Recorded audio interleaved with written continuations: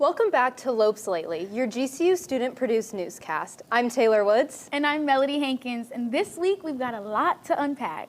We'll hear from students learning how to share their faith in new ways and how it's making a big difference in our community.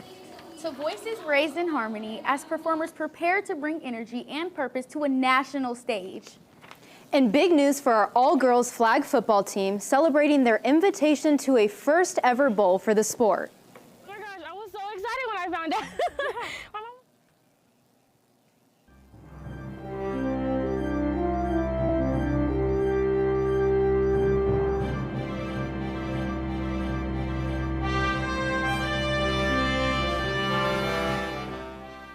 And on-campus food drive is providing students in need with an opportunity to receive food and personal hygiene items. Reporter Chase Conley joins us to tell us more. For students on campus that could use a little extra help, the Blessing Box is a great place to come and get some assistance. It's put on by the Lopes for Social Services Club, and I'm here today with the president, Alyssa Towns. Alyssa, if you don't mind, tell us a little bit about the Blessing Box. Yes, so we designed this Blessings Box here for students, faculty, and even commuters on campus. We noticed that in college, a lot of students go through food insecurity, and so we just provided assistance for them with that. Now, if you don't mind, can you sort of walk us through the cabinet and tell us what exactly goes on in here? Yeah, so this box is mostly just going to be our canned goods. As you guys see, we do have an overuse in green beans, so we do like to mix it up a little more with just adding corn and mixed vegetables with that too. And then this lower half, what do we have down here? So as you see, it is empty right now, so we are in the need of hygiene products. We do provide students with hygiene products like tampons and pads, and then we also will have toothpaste, soap, and deodorant too for students. Well, there's a lot of room to donate. I hear there's a drive going on this week. Yes, we do have our Blessings Box Drive. It's going to be held in Building 18 at the 5th floor. Students and faculty are more than welcome to come and drop off boxes and just any food supplies. Now, what are some good items to donate? What do you feel like students like a lot? I see we have some cake here, some pasta. What's a good item to donate? Yeah, so since this Blessing Box has been here, we do notice that a lot of students like to utilize our pastas and our pasta sauces. And so just as you see, we do have just 2 of those products right now. And so it's just pasta is really a quick, easy meal for college students to make. Well, folks, the drive will be going until the end of the week. And if you want to drop off something, you can come to Building 18, 5th floor to help out your fellow students. I'm Chase Conley with Lopes Lately. I know I have a lot of canned goods to donate. Yeah, and if you don't have products, the next time you go to the store, you could just pick up a few more items. And for more information on this week's drive, follow the club's Instagram at GCU Lopes for Social Service. A local youth group, Nissi, is teaching young adults how to share their faith. They're partnering with the Global Network of Evangelists and Pulse 100 to take part in a training session to build their ministry skills. Reporter Bernett has more on this collaboration. Worthy of all praise and all honor and all glory. You are worthy of all the things that we have not to offer. When we started Nissi, the goal was to have a home for young adults and college students to minister to the Lord. And we want a home for the evangelist. And if you were to cut me open, you would see a bleeding heart for developing young people and their gifts and passions by the Holy Spirit to make disciples who make disciples. It feels so wonderful having the Global Network of Evangelists, Palau Association, and Pulse being here. Anywhere, honestly, where we can collaborate with other organizations that are powerfully equipping young people in their gifts and passions, both here locally and globally, we want to be a part of. And I think it was just so beautiful because at Nissi, the body of Nissi has so many people who are burning for the nations and to go and be missionaries. So I think that GNE is a really big benefit and asset for the people of Nissi. Seeing what God's heart is for each city across the nation and just going after it for revival and evangelism and igniting local church bodies, coming alongside them and encouraging brothers and sisters in Christ that we are all bold gospel preachers and we're all called to be part of the Great Commission. After meeting with the Global Network of Evangelists and Pulse 100, members of Nissi went to the street to share their faith with the community. From that, he asked if I had any drugs on me. And my response was, I don't, but can I tell you about a time that I did have drugs on me?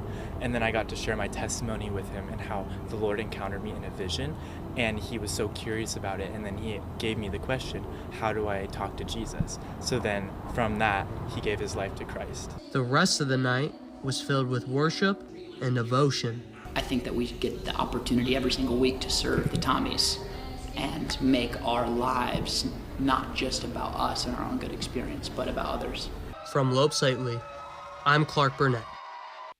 Nissi meets every week on Tuesday nights at 7. If you want to learn more, follow them on Instagram at nissi.phx.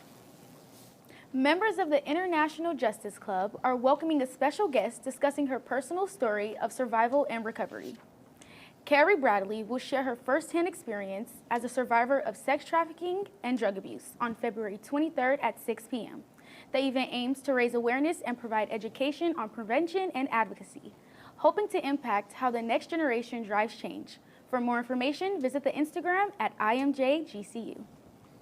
GCU's club a cappella team is preparing to compete in the International Championship of Collegiate A Cappella, or ICCA. Before taking the competitive stage, they treated a live audience to their entertaining set, and Lopes Lately reporter Olivia Osen had a front row seat.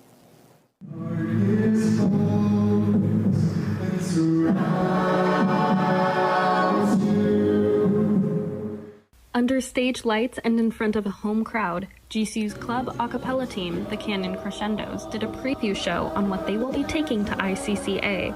This is the final live run-through before judges will be scoring them on their vocals and visuals.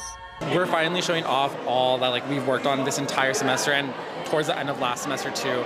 Our competition's in a week, so we're literally 6 days away, so we're just finally able to show off what we've done, the amount of energy, heart, and soul we've poured into the set. And just bringing it to life. But bringing the set to life isn't just about perfecting the music. It's about finally sharing it with the people who supported them along the way.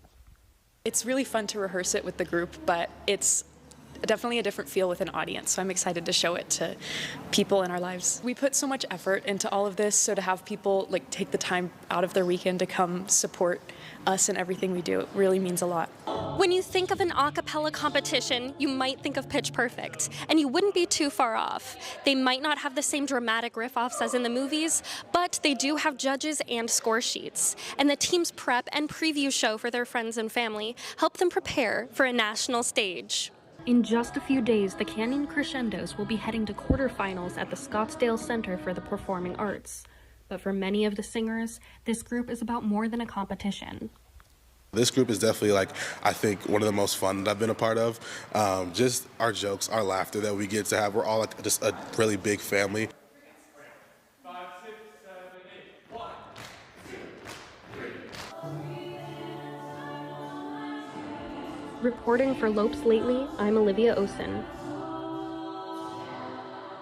The team is taking the stage in Scottsdale next weekend for the ICCA Southwest quarterfinals. GCU's Esports program will be involved in a game conference bringing together players and industry leaders. The game conference is a 2-day event hosted by GCU Esports. During the conference, students and visitors will not only get to experience what life is like in the esports community, but also get free play and a chance to earn scholarships. This event will also stream an expo hall where students get the opportunity to showcase their work and skills. Finally, to take this event to the next level, GCU has brought in gaming industry professionals who have turned their love of gaming into their own success. It's not just we come here, we sit at a computer, we stare at a screen all day playing games. We come here, we make community, we make connections, and we create a business out of it. I mean, we're giving these students an opportunity to build that community and make these connections before they even go out in the world. The GCU Esports team will be facing off against ASU at the Cactus Cup rivalry match on February 20th to the 21st. Make sure to check it out on their Instagram at esports_GCU. We had some great weather this last week, but there may be a change in the forecast. Are we getting out the sunscreen or the umbrellas? Kalkidan Meyer has the answer. Well, unfortunately, Melody and Taylor, you can go ahead and put away the sunscreen. The temperatures this week are cooling off after a week of 80 degrees and sunshine. So if you're anything like me, we might have been a little too hasty pulling out those tank tops. It shouldn't be too bad, but according to the National Weather Service, we should expect to see some rain moving across the valley tomorrow and possibly thunderstorms up in the northwest. So make sure to pack your umbrellas for class and use caution when driving and when riding your scooters. The humidity will reach a high of 70%, And I don't know about you, but I know my skin has definitely been needing that. After this dry spell we've been having, it will be dropping back down to our regular levels of 30% at the end of the week. Here's a closer look at the 5-day forecast. Today we're seeing nice temperatures with some cloud coverage, with a high today of 75 and a low of 54. But we're starting to see that rain come through, which will drop the temperatures for Tuesday to a high of 67 and a low of 54. Wednesday will still be cloudy with temperatures in the low 60s during the day and 50 at night. Thursday and Friday will be sunny again. We'll be staying in the low 60s with a significant drop in the evening to 44 degrees. Although this week won't include your typical sunny, hot Arizona days, it's absolutely perfect for running. I know my Seattle Rays mom would definitely be out on a run in the rain if she was here. I'm a little less into that, so I'll definitely be curled up in my bed with a good book on these rainy days. That's all I have for weather. Hope you all have a great week. Back to you, Taylor and Melody. GCU women's flag football is making history. They're heading to the inaugural Fiesta Bowl Flag Football Classic, a national collegiate tournament featuring 8 teams. It's a huge moment for this program, and the reaction says it all. Reporter Rachee has the story.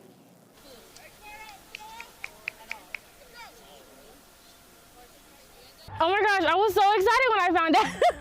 My mom was like, oh my gosh, like this is gonna be so big. These girls have worked really hard for this opportunity, and the Fiesta Bowl is kind of another avenue and a resource for these girls to show off their talent. An invite to the first ever Fiesta Bowl Flag Football Classic is monumental for this young team, only in its 3rd season. And really, I feel like, and we feel like we run the state, so it's good to be able to put our name on the map like that. Amazing. I mean, GCU is a great campus, great college, very underrated, and I love supporting it. These girls are a part of a club team competing at a D1 level. Coach says they've already proven themselves when they beat ASU 25-0. These girls are extremely talented, and for us to go up against like-minded girls and talent-wise, it's just, I think that's going to be one of the biggest challenges for them. It's exciting because we're gonna win again. Practice is where it all starts for this team. From facing off and running drills to competing for the fastest run time, they share the same goal. But what truly sets them apart is the bond they've built off the field, turning them into a unit on the field. Checking on each other, making sure we're good, seeing if anybody needs anything. Oh, we're like family on and off the field. We all love each other. There's no drama. You know, we all hang out. So it's literally my second family. I'm going to get emotional. Just the relationships that I built with these girls. I've kind of turned into a dad away from home for some of these girls. I mean, some of these girls I've had the opportunity to coach for multiple years, and yeah, it's just, that's the best part, is we become a family. And as this family heads into the inaugural Fiesta Bowl Flag Football Classic, they're not just playing for the win, they're playing for each other. I'm Rachee Hatch for Lopes Lately. Congrats, girls. Flag football isn't the only team making waves this week. For a deeper dive into GCU athletics, let's head over to Spencer White. Back to Lopes Lately sports. Starting with the Diamond, both baseball and softball are now in full swing. Softball finishes the weekend 10-0, adding 5 more wins to their record. The Lopes outscored their opponents 27-6 and have been dominant to start the season off. They were led by great performances, with pitcher Natalie Fritz throwing a complete game shutout with 6 strikeouts against South Dakota, and Trinity Martin, who had a 2-home-run, 4-RBI game versus Northern Colorado. The team's 10-0 start to the season is the best in program history, and moving forward, the Lopes look to continue their success with 6 more home games this week. It was an electric opening day at Brazel Field for some GCU baseball, and the Lopes lit up Northeastern with a 10-run victory in front of over 4,000 fans. Transfer catcher Mito Perez led the Lopes with 2 hits and 3 runs. Here's what he had to say about the team's connection. I mean, me and the boys, we've been grinding. We've been grinding all fall, all spring. I mean, I think we put in really, really hard work, and I think the guys in front of me, gave me the opportunity and seeing pitches. We communicate all the time, seeing pitches and what we're gonna get, and you know, we help each other. They went on to fall short against Penn State Saturday and Nebraska Sunday. They'll be back in action Thursday for a 4-game series against Oklahoma State. Moving to the court, men's basketball suffered a hard-fought loss 70-64 against New Mexico Wednesday night. They bounced back Saturday at San Jose State with a 94-79 victory. Jaden Henley led all scorers with 24 points. The team hits the road Tuesday night at San Diego State. Tune in for the 8 p.m. tip-off on CBS Sports Network. The Lopes will then head home to take on Wyoming Saturday night as they begin the final 3-week stretch of the regular season. For the women, they look to recover after 2 consecutive losses following a 74-65 defeat at UNLV Saturday night. They look to get back to their winning ways starting Wednesday with a must-win matchup against New Mexico on their own home court. Moving into the weekend, the team will remain at home to take on Utah State as they prepare for the Mountain West Tournament in March. From one court to the other, GCU's beach volleyball stadium will be host to the team's only home tournament of the season.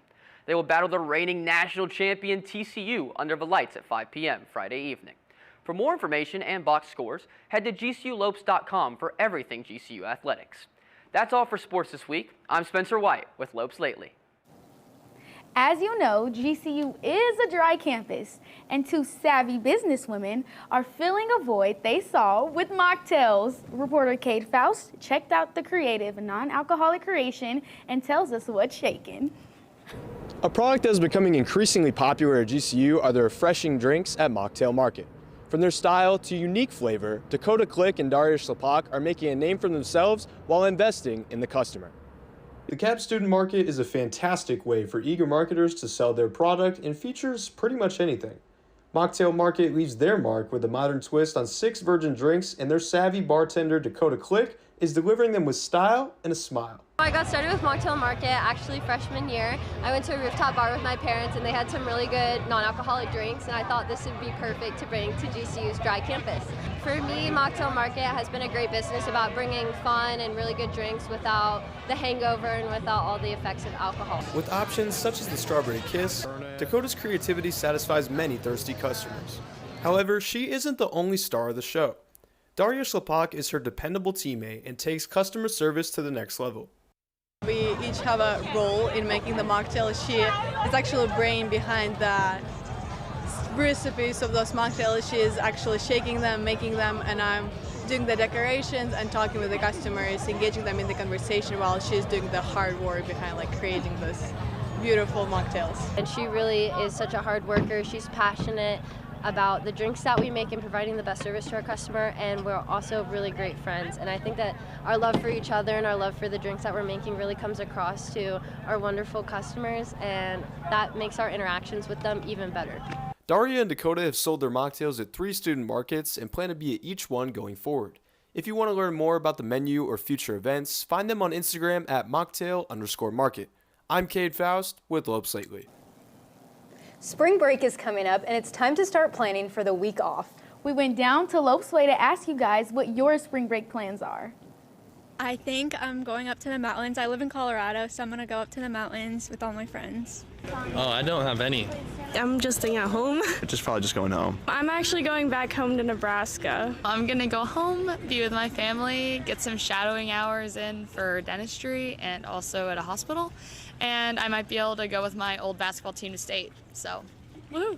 I might either be going backpacking or hanging out with friends on campus. Right now, I don't know. It's up in the air. It's going to be spontaneous. Do something fun with my friends or go home and see my family. I believe I'm going to Lake Havasu, with some friends. I am going to Flagstaff for my friend's birthday weekend, so I'm really excited about that. I'm going to California with some really close friends. I'm going back to Bangkok, Thailand. I bring a 12 GCU student to go to Thailand with me. Looks like students are ready for a well-deserved break. And speaking of break, do you have any plans for spring break, Melody? Not as of right now. Right now, I'll just be making money. What about you? I'm going to Tampa, so I'll be on the beach, laying in the sun. Lucky girl. But even as campus prepares to pause, we look forward to an upcoming event. As we continue celebrating Black History Month, GCU is also looking ahead to Rising Phoenix. The event is happening April 10th in Joshua South. It will showcase a collection of Black artistry, highlighting culture and artistic expression across campus. This is a special edition to Friday Night Live catalog featuring musical talent, poetry, fashion designs, and physical art. And not to mention, I am one of your hosts, so please tune in. From music and service to competition and campus milestones, this week gave us a look into our community in action. We'll see you next time. Thank you for joining us. I'm Taylor Woods. And I'm Melodi Hankins. And this is Lopes Lately.